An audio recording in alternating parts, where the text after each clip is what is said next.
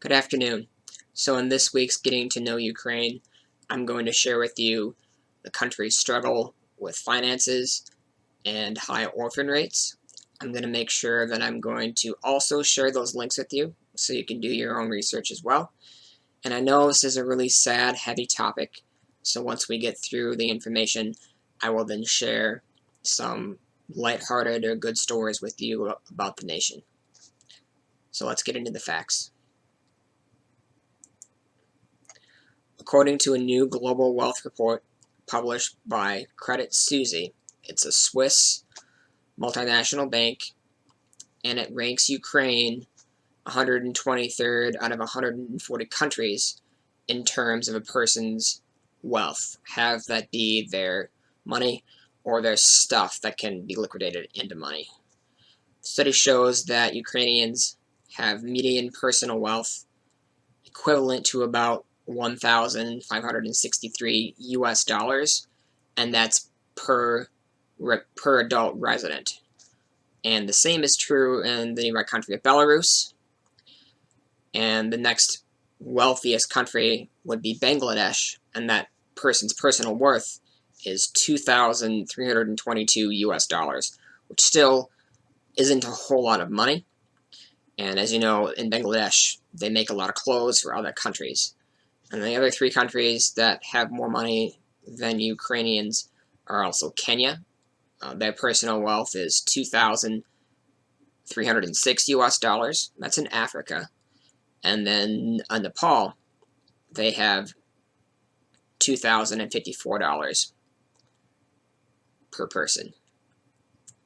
A separate study recently published by the Ukrainian nation's development program found that despite economic growth, about 60% of Ukrainians live below the official poverty line, adding that Ukraine has 1.7 million who are initially displaced and 2.8 million people with disabilities. Most European countries on the map are colored in dark blue, showing personal wealth exceeding $100,000. So most countries in Europe are pretty equivalent to the US. Like if you're making $100,000 a year, you're not in poverty, you're middle class. In some states, you're low, rich class. So now I'm going to switch over the photos to make things a little bit more personal.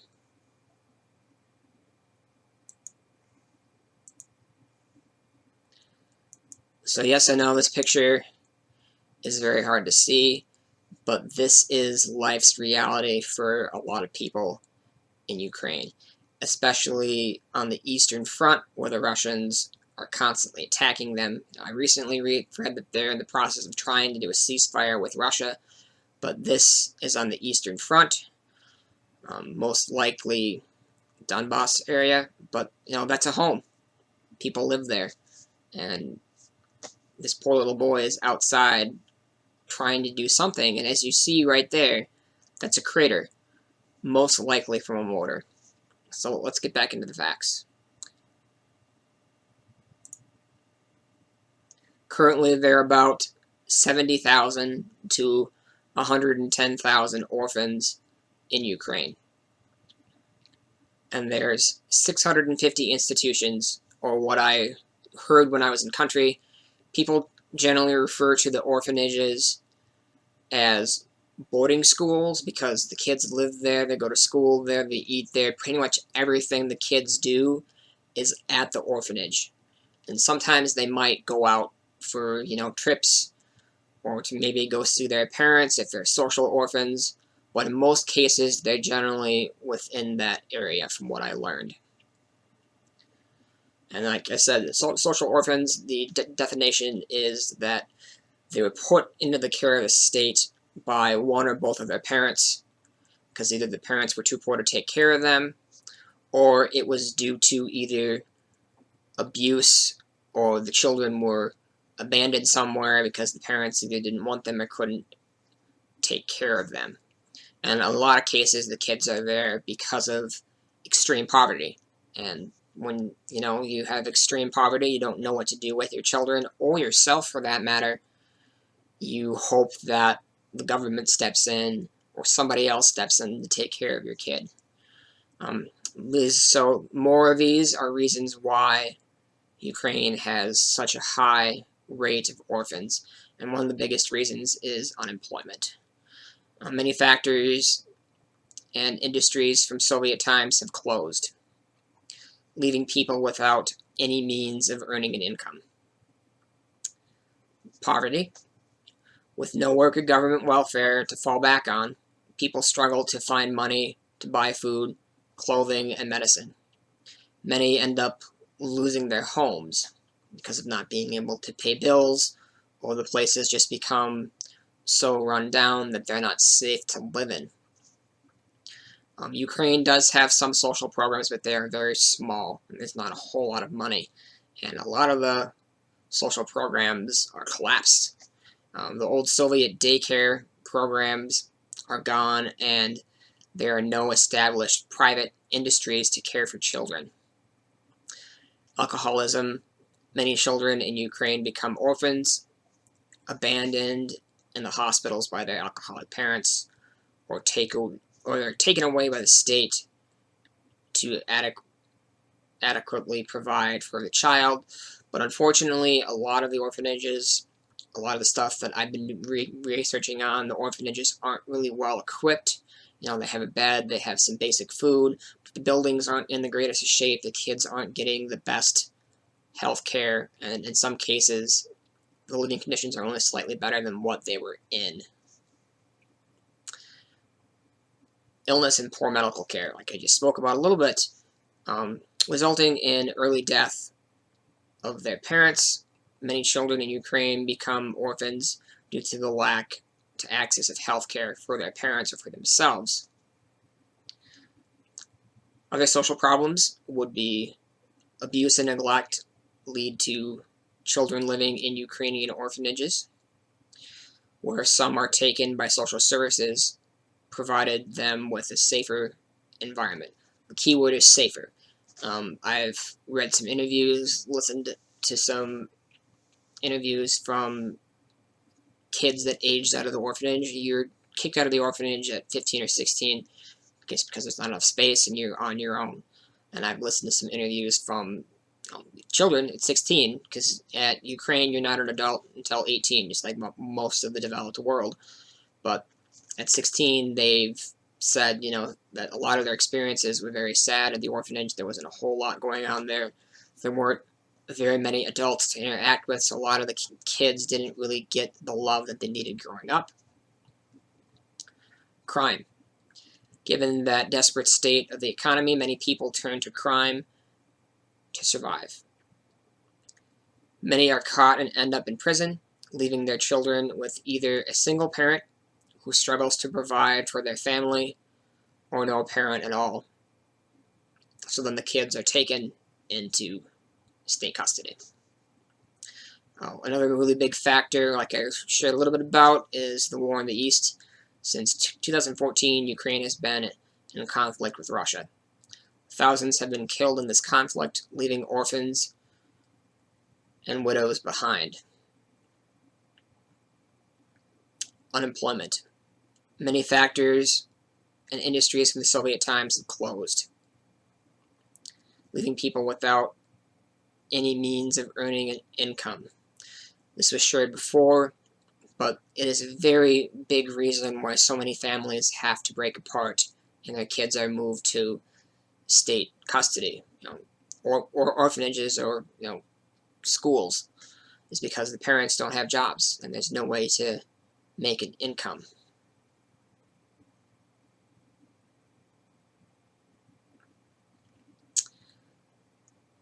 And then the statistics are that once a child leaves the orphanage at, like I said, around the age 15 or 16, 60 to 70% of Ukrainian orphans become involved in either prostitution or organized crime. 20% of the children graduating from institutions at age 16 end up in prison. 10% go on to commit or attempt suicide, which is extremely sad. Others embrace alcoholism and produce a new generation for the orphanage. Less than 1% make it to a university or higher education. Unfortunately, it did not give adoption statistics. Unfortunately, like it said, a lot of these kids are social orphans, so they still have one or two parents living. They just can't provide for them. So it's harder for these kids to get adopted by families from neighboring countries and maybe families from the U.S. because they technically still have a legal guardian. They still have a parent living that wants them and still claims them, but they can't take care of them because of lack of finances. One of the things that I would like to do with humanitarian exchange is that we plan to set up a aid base in Ukraine, towards the east, not on the eastern front, but the eastern part of Ukraine, because I feel like as a humanitarian aid organization, it is best for us to be as close to the epicenter of the most need as possible, so we can get the supplies and the people to help care for these people in need there as quickly as possible. Yes, the organization is just starting out, and currently the only employee is myself, also the founder of the organization. So currently the steps that we are in the fundraising category. My board of directors wants me to raise $4,300 before I return back to Ukraine. They want that amount of money because they want an emergency flight home back to the US just in case Russia decides to invade and take back Ukraine. Russia is still a very imperialistic nation. They've been making moves for multiple years now to reform the Soviet Union. Unfortunately, Ukraine's army is not as well equipped as they could be, and their allies aren't coming to their aid as much as they should. So if Russia really wanted to, they could take them back. So that's one of the reasons why the goal rate to get back over there and start the organization is $4,300, because we budgeted an emergency plane ticket out last minute could be as much as $1,500. I personally, once I'm back in country, do not want to leave, and that's another reason why we set the amount to $4,300, is that that is enough money to live there in a hostel or renting an apartment for at least a year. If I get a 10-year visa, the $4,300 can be stretched out to be indefinite, especially if we get more partners on board who decide to give to the organization. I'd also like to thank all of you for your time and for looking into this. And just for statistics, I say that this organization is about helping people that are forgotten, and the Ukrainian orphan crisis and money crisis really hasn't been covered a whole lot. The countries, the last time I found that the U.S. covered anything on the orphan epidemic was in 2010. The BBC in UK, they spoke about orphans and the high rate of it in Ukraine back in 2012. And then more recently, the major newspaper from Ukraine, the Kiev Post, they spoke about problems with lack of funds and money in 2018, which makes sense because it's their nation. And the most recent thing I found is another nonprofit organization that specifically helps orphans, and they are an organization from Georgia, and that's where I got a lot of this information from, and they cited this and made this available in 2020. So to me, it seems like a lot of people, a lot of churches, a lot of countries are forgetting about Ukraine. Like I said in the last video, besides Russia, Ukraine is the largest nation in Europe, and they are also allied to the United States. I personally don't think we are helping them enough militarily or with humanitarian aid. That is another reason why I personally decided to take this upon myself to do whatever I can to help them and to hopefully mobilize other people that feel the same way to help them as well, because I personally believe that every person in the world has the same value. It doesn't matter where you were born, how much money you have. I believe because Christ came here and died for us and loves us all equally, that we all have the same value and we all have the opportunity to help each other, if not the responsibility to help each other. So I hope you guys enjoyed these facts. I know it was a little bit sad, but please think about it. Please pray about it. Talk to your spouse, talk to your significant other.